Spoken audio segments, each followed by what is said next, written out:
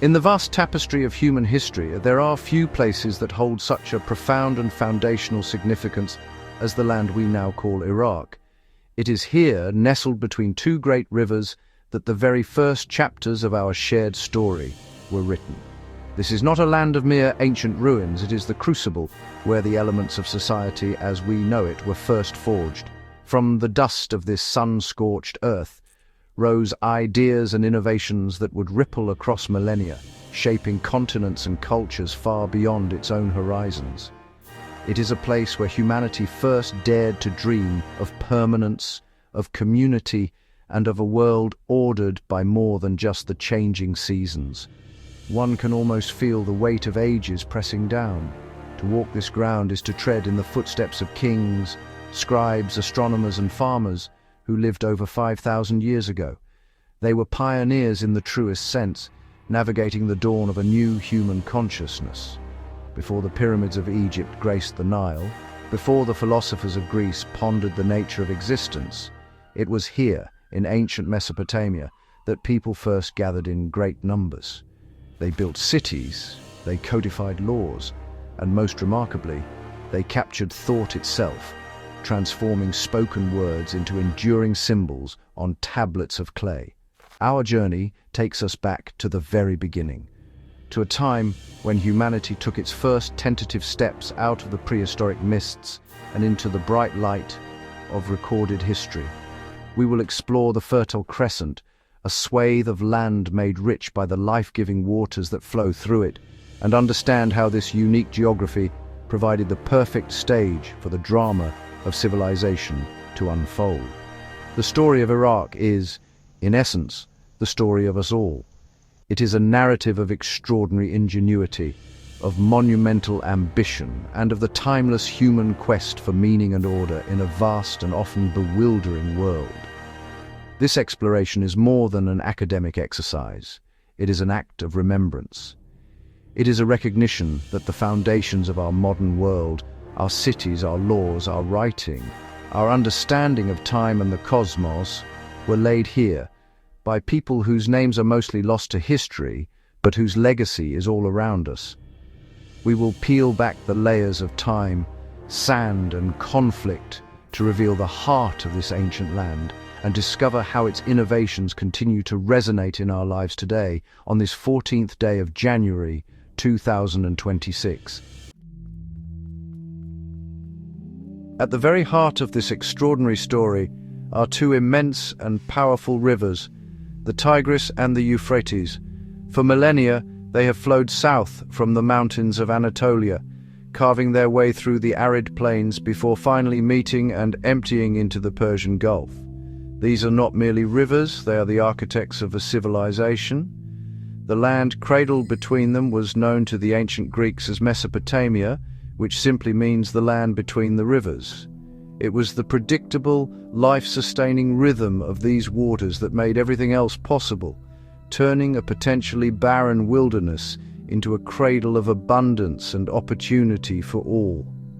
Every year, as the snows in the northern mountains melted, the rivers would swell, carrying with them a rich cargo of silt and nutrients. When the floodwaters receded, they left behind a layer of incredibly fertile soil across the flat plains. This annual gift of nature was the secret to Mesopotamia's success. It allowed early farmers to move beyond subsistence and produce a surplus of food. This surplus was the catalyst for change, freeing people from the constant necessity of hunting and gathering. It allowed for specialization for artisans, priests, and soldiers to emerge, forming the complex social structures that are the hallmark of any true civilization. However, the rivers were not always gentle partners. Their floods could be violent and unpredictable, capable of wiping out entire settlements and destroying a year's worth of crops in a single catastrophic event. This duality of creation and destruction profoundly shaped the Mesopotamian worldview.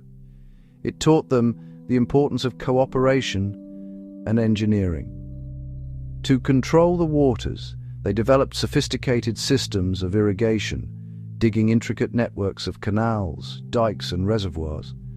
This monumental effort required immense organization, centralized authority, and a shared sense of purpose, further accelerating the development of complex government and social hierarchy.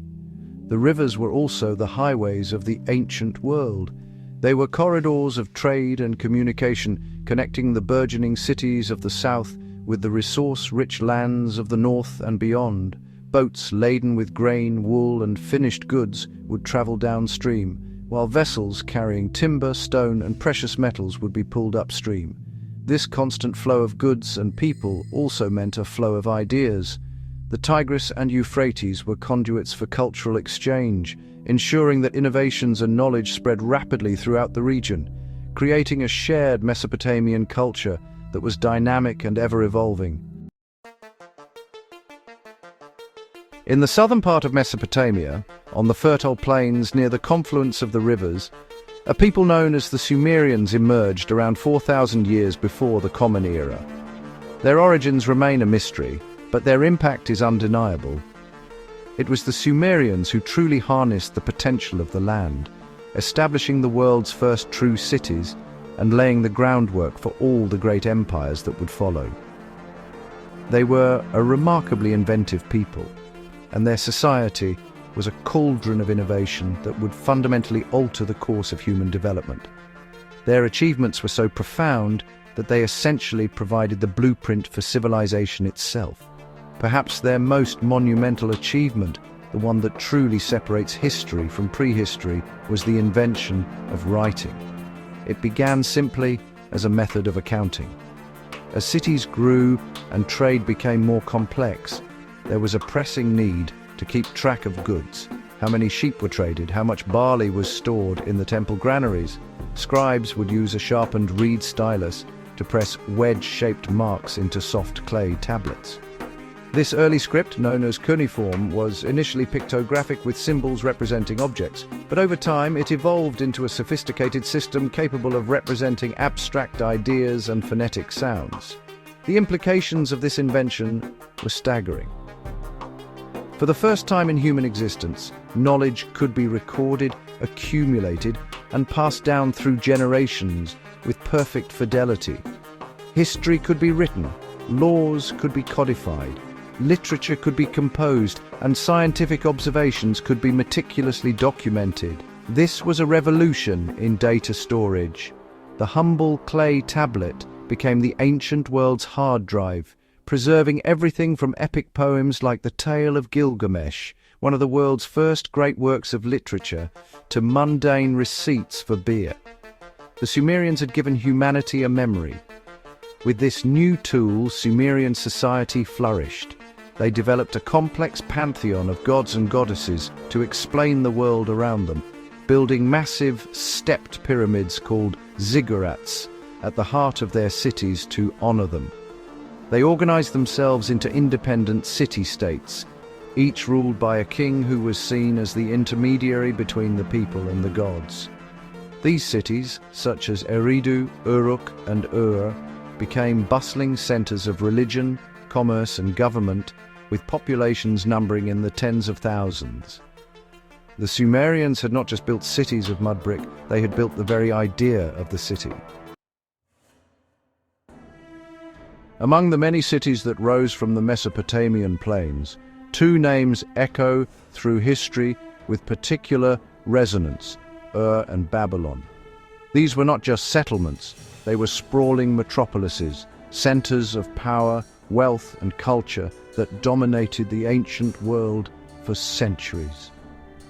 The city of Ur, one of the most important Sumerian city-states, reached its zenith around 2100 BCE. Archaeological excavations here have revealed a highly sophisticated urban society.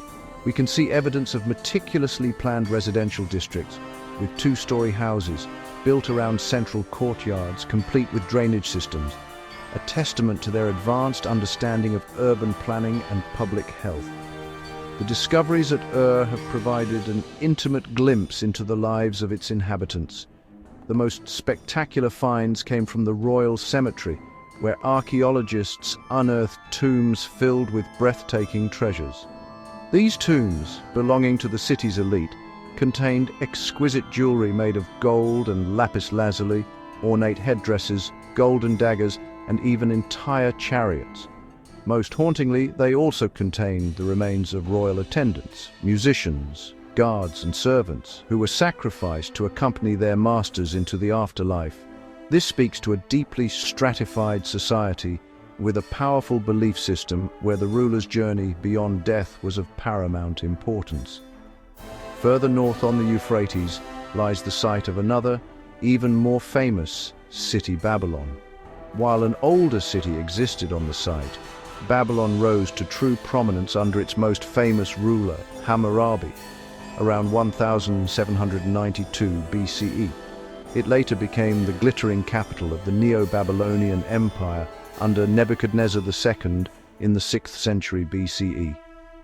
Ancient writers describe Babylon as a wonder of the world. Its sheer scale was immense, protected by a massive double wall so thick, it was said, that a 4-horse chariot could turn on top. At its heart was the colossal Ziggurat, Etemenanke, believed by some to be the inspiration for the biblical Tower of Babel. Babylon was also famed for one of the 7 wonders of the ancient world, the Hanging Gardens. According to legend, Nebuchadnezzar II built these elaborate terraced gardens for his homesick wife, who missed the green hills of her homeland. While their exact location, and even their existence, remains a subject of scholarly debate, the legend itself captures the city's reputation for opulence and extraordinary engineering. Babylon was not just a fortress, it was a statement. It was a symbol of immense power and wealth, a cosmopolitan hub that drew people from across the known world, and its name has remained a byword for grandeur and luxury ever since. What was it like to live in these ancient cities? While the lives of kings and priests are recorded in grand inscriptions, the daily rhythm of ordinary people's lives can be pieced together from countless clay tablets and archaeological clues. For the vast majority, life was tied to the land and the seasons. At dawn, farmers would head out from the city walls to their fields of barley and wheat, or to tend to their date palm groves. They worked with simple tools, bronze sickles and wooden plows pulled by oxen, to cultivate the fertile soil gifted by the rivers. Their labor fed the cities and formed the bedrock of the entire economy.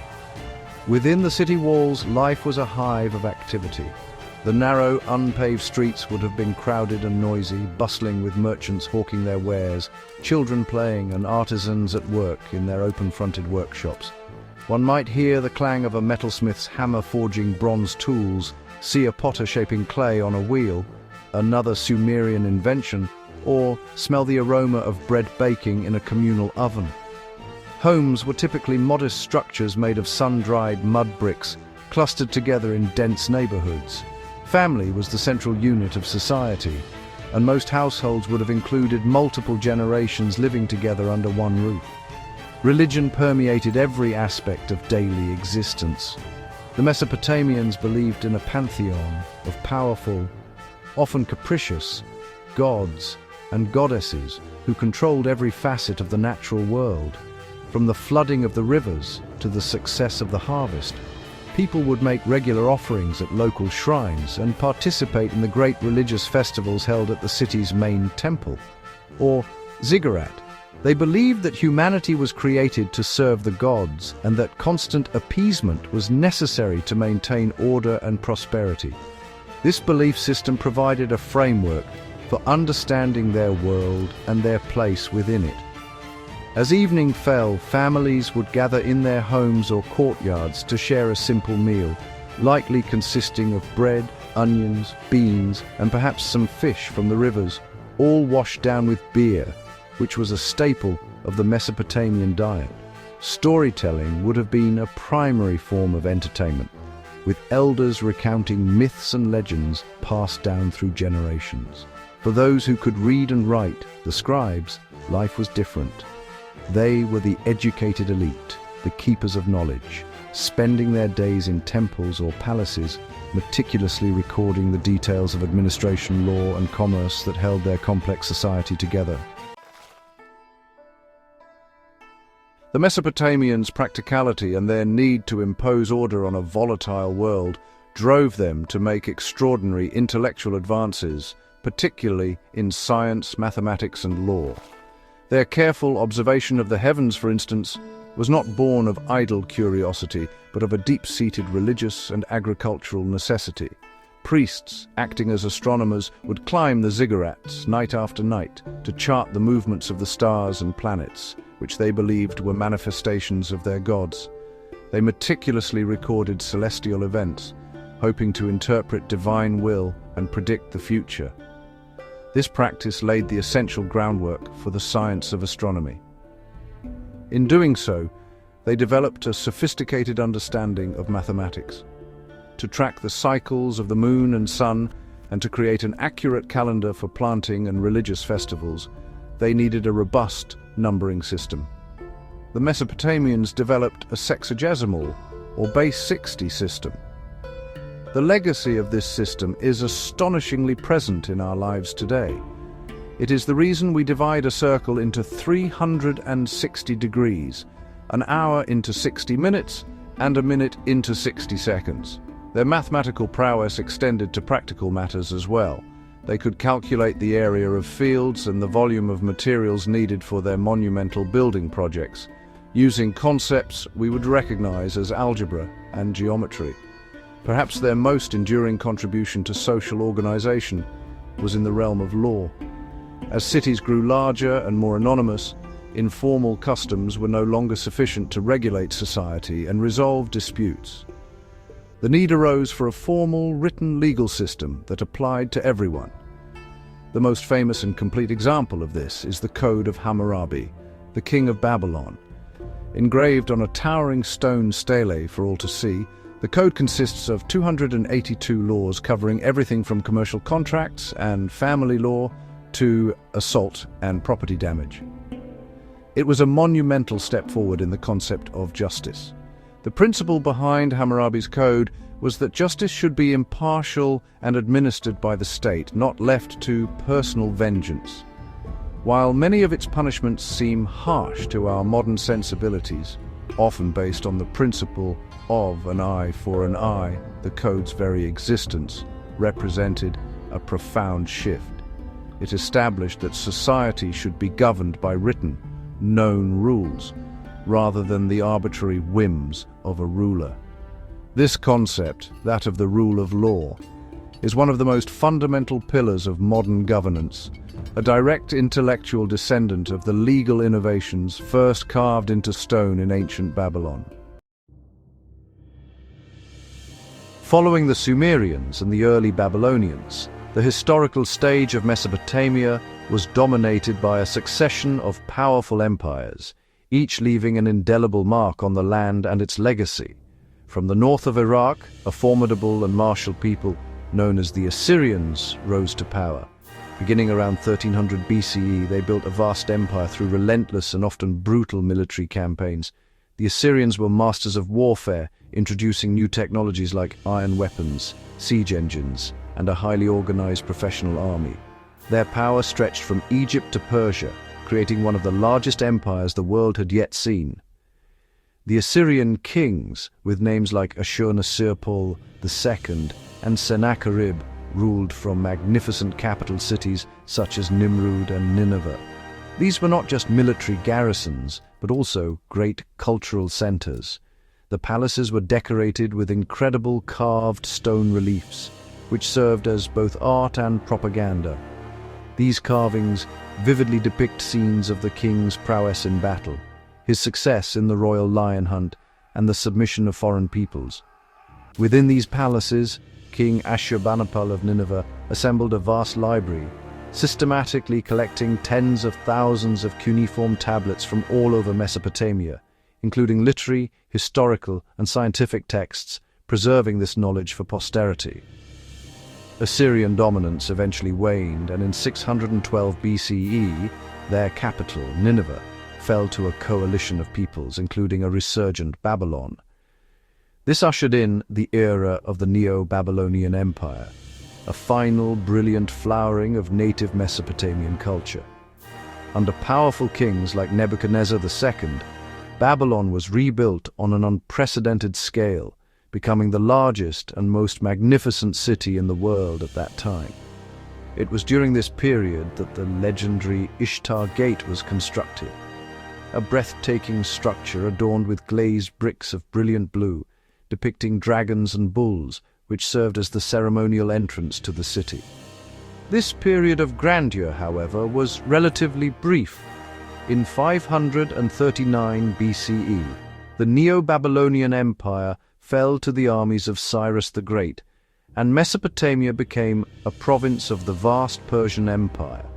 This event marked the end of millennia of native Mesopotamian rule, though the land would continue to be a vital cultural and economic crossroads under the Persians and later the Greeks and Romans. The era of its own homegrown empires had come to a close. Yet, the foundations they had laid, the cities, the science, the laws, the writing, were now woven permanently into the fabric of these new empires, and through them, the wider world. The story of ancient Iraq is not confined to dusty museum halls or the pages of history books. Its legacy is alive and active, a foundational current running deep beneath the surface of our own modern world. It is so deeply embedded in our daily lives that we often fail to recognize its origins. Every time we check the time on a watch or a phone, we are using a system of counting, base 60, that was conceived by Sumerian astronomers over 4,000 years ago. Our calendar, with its 12 months, is a direct descendant of the lunar calendar developed in the cities of Mesopotamia to track the seasons for farming and festivals. The very concept of the written word, which underpins all modern education, law, science, and culture, began as wedge-shaped marks on a piece of Mesopotamian clay. The journey from cuneiform to the alphabet, and eventually to the digital text on this screen, is a long and winding one, but the starting point is unmistakable. The first epic poems, the first historical chronicles, the first legal codes, all were born here. The idea that a society should be governed by impartial laws, publicly declared and applicable to all, is a principle that echoes directly from Hammurabi's stele to the constitutions of modern nations.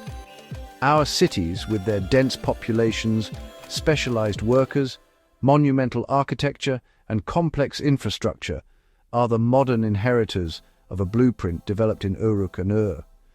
The challenges they faced of governance, public health, resource management, and social cohesion are the same challenges that mayors and city planners grapple with today, on this 14th of January, 2026. The systems of administration and bureaucracy required to manage a large state were first hammered out in the palaces and temples of Assyria and Babylon, creating templates for government that have been adapted and refined ever since. Even our attempts to understand the universe have their roots in Mesopotamia. The practice of dividing the sky into constellations and tracking the paths of the planets began with priests on ziggurats. They named many of the stars and constellations we still recognize today. This systematic observation, though motivated by religion, was the first step towards a scientific understanding of the cosmos. From the clay tablets of ancient Iraq to the data streams of modern space telescopes, the human quest to map the heavens and find our place within it is a continuous, unbroken story that began right here in the land between the rivers. Today, the nation of Iraq stands upon this land of immense historical weight.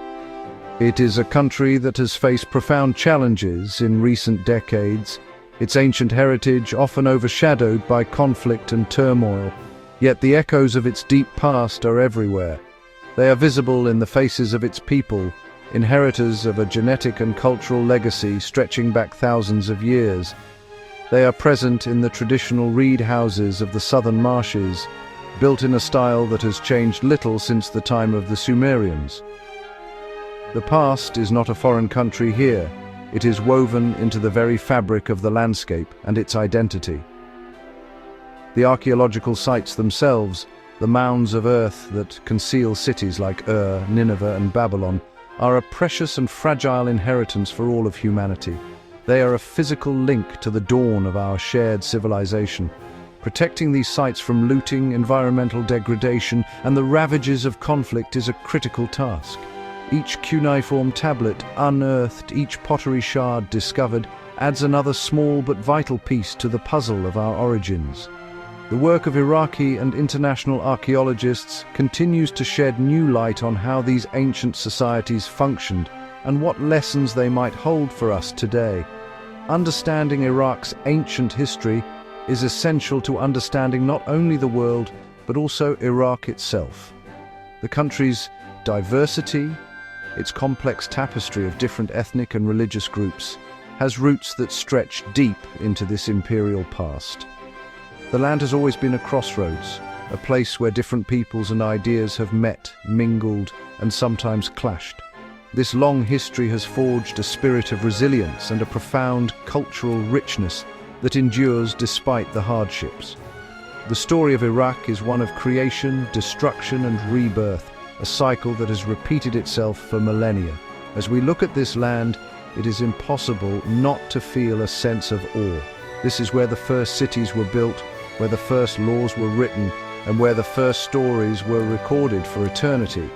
It is where humanity first organized itself on a grand scale, beginning the long and complex journey towards the global society we inhabit today. The legacy of ancient Mesopotamia is not just Iraq's heritage, it is the world's heritage. It is the shared story of our beginnings, a powerful reminder that the greatest achievements of humanity can rise from the simplest of materials, from the dust and clay of the land between two rivers.